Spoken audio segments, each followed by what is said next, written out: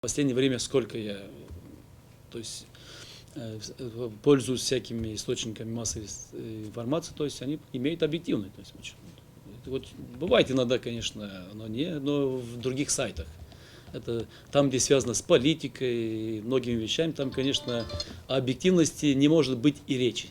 То есть там чисто направленность такая. А так, если коснемся рабочей какой-то атмосферы, в исполкоме, здесь в мэрии, то есть она всегда объективна. То есть люди говорят свое мнение. Но если политически, то, конечно, там нельзя об этом говорить.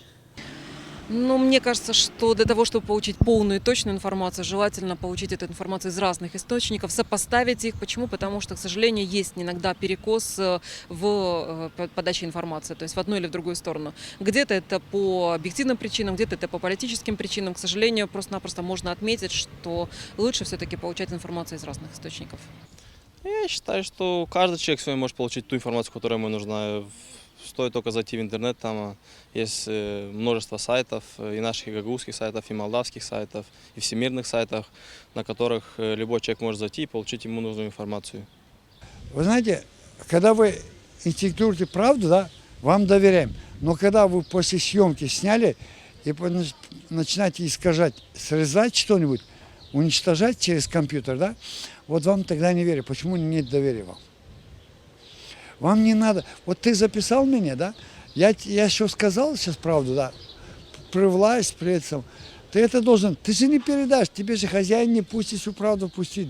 Знаешь, и это испытал уже не 1 лет, уже 25, около 32 лет. Я знаю, что то, что я скажу, они же будут бояться. Вы поймали меня, поймали другого, третьего поймали. То, что он сказал, пустите в эфир. Вам же не дадут пустить в эфир. Ваши ответы на вопросы мы пускаем. Вот, как ты завтра не будешь работать, ты завтра не будешь корреспондент, тебе сократят, найдут 5 причин. Я это все прошел. Считаю, что да. Для этого источников, думаю, достаточно.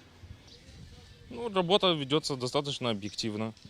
И думаю, что в противовес другим каналам должна присутствовать какая-то альтернатива именно в плане вот этой объективности, о которой так жаждет наше население. Ну и во-вторых, конечно, у людей есть канал молвы, такое явление, или сарафанное радио. В любом случае, любая информация проверяется, мы же, как говорится, один большой народ, который знает друг друга в лицо. Поэтому, я думаю, ваш вопрос об объективности, он, скажем так, достаточно актуальный, потому что люди, они знают, о чем вы говорите изначально. Лжете вы, не лжете, даже несмотря на зрачки ваших глаз. Ну, я думаю, что есть. Но только чтобы они объединились. Потому что одни свое говорят, другие свое. Пусть лучше они в общих чертах одинаково говорят, а не так каждый кому как надо.